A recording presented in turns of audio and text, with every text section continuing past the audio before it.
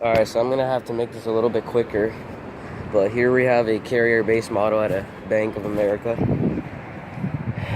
Not running.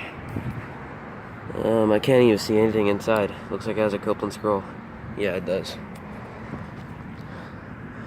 This one's from 2011. That's a 2.5 ton. 10th week. It has been running recently. Yeah, it has. And where's the disconnect box? Is that it? But that's not. It's one small disconnect I've ever seen. Yeah, just a carrier base model I can never find. It's got Puron R410A. But yeah.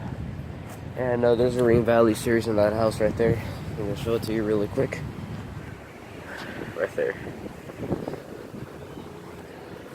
So should I try and get the carrier starting up or something?